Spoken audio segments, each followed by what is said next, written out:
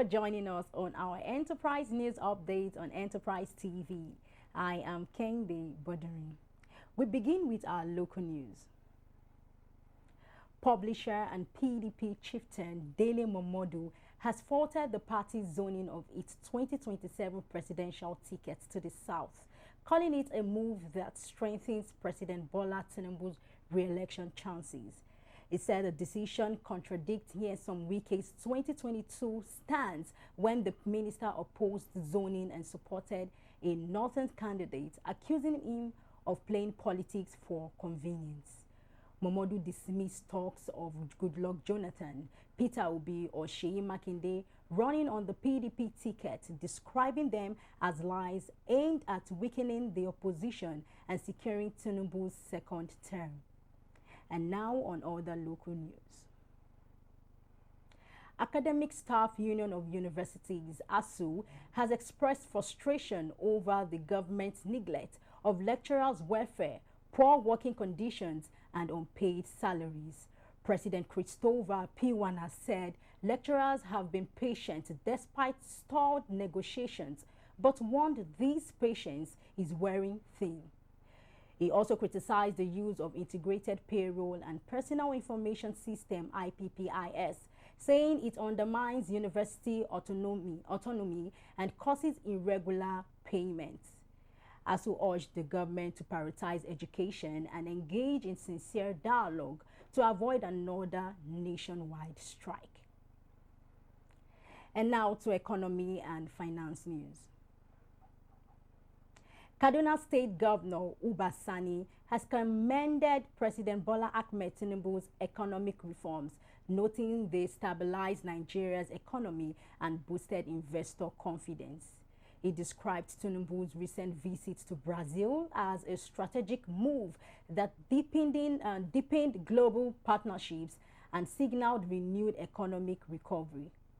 Sani highlighted the clearance of a $7 billion forex backlog as a key step that restored Nigeria's credibility with international investors. He expressed optimism that Tinubu's policies alongside state efforts would reduce poverty, create jobs, and promote sustainable growth. And now to business news.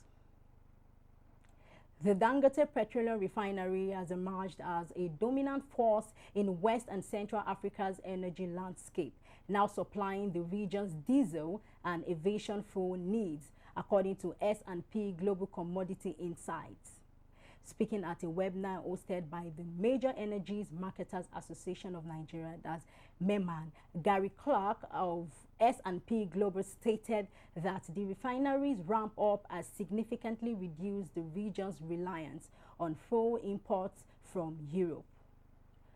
Gary Clark explained that before the refinery's full-scale operations, West Africa was heavily dependent on imported gas oil and jet fuel.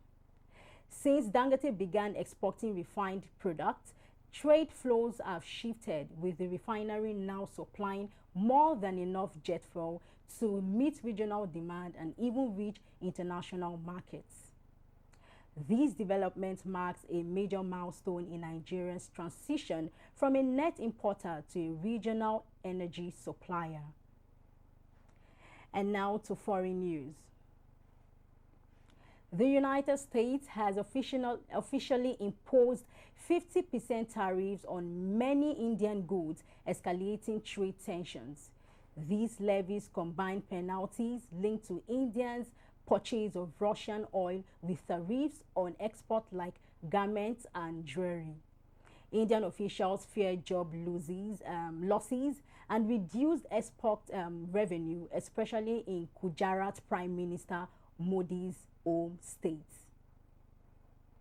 Despite the strain, both countries pledged to maintain strategic cooperation, including defense ties and Quad collaboration. And over now is our sports news. Nigeria's World Cup hopes suffered a setback after first-choice goalkeeper Stanley Nwabali got injured while playing for Chippa United. He was stretched off and his condition is still being assessed. The injury comes amid a goalkeeper crisis with Maduka Okoye suspended and limited backup options available. Adeleye has just one cap. Obasoge None and teenager Akot is seen as too inexperienced. Nigeria sit fourth in the group with 7 points, 6 behind leaders South Africa. Losing one Bali could seriously weaken their chances in the upcoming qualifiers. And now it's time to take our entertainment news. Nigerian music star Tiwa Savage is set to release our new album. This one is Personal on August 29, marking our first full-length project since 2020 Cillian and ending a 5-year break from major releases. The 13-track album, recorded across Nashville, London, and Lagos, focuses on themes of pain, growth, and resilience. Savage kept collaborations minimal, featuring only UK rapper Skepta and rising artist Tavis to maintain the project's intimacy and personal message. Savage says the album reflects a journey through career shifts, motherhood, and self-discovery over the past 5 years.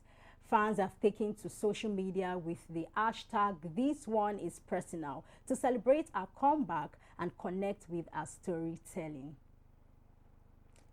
And that's all we can take. Thank you so much for listening and watching. Please do well to visit our website at www.enterprisetvnews.com. You can also like, comment, and follow us across all our social media platforms at Enterprise TV 7. I am Kende Bodri. Thanks for watching, and I'll see you next time. Bye.